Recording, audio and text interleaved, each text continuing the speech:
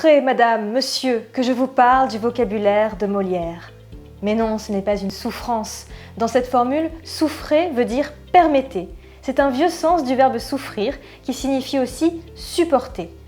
Ainsi, pour Molière, on ne saurait souffrir les avares, c'est-à-dire les supporter.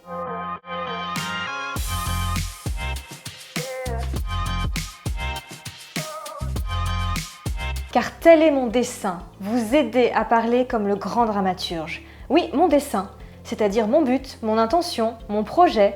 Molière raffole de ce mot. Attention à l'orthographe, dessein ne s'écrit pas comme le dessin. Exemple d'utilisation, j'ai le dessein d'aller déjeuner en terrasse ce midi. Eh bien moi, je préfère rester séant.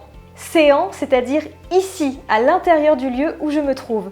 Le mot n'est plus utilisé, mais l'on parle encore plaisamment du maître ou de la maîtresse de séant. Ici encore, on veillera à ne pas confondre séant avec son homophone séant, ce qui me fait dire que je suis assise séant sur mon séant. Molière a-t-il un adverbe préféré? Assurément! C'est sa façon à lui de dire oui, bien sûr. Il l'utilise à l'envi dans toutes ses pièces. C'est un adverbe élégant qui porte en lui une forme d'engagement. Pour l'essayer, rien de plus simple. Viendras-tu à l'apéro de Jean-Baptiste jeudi soir? Assurément, d'autant que j'ai de l'inclination pour lui. L'inclination, ah quel joli mot pour clore notre inventaire. L'inclination, c'est ce mouvement qui porte à aimer quelqu'un.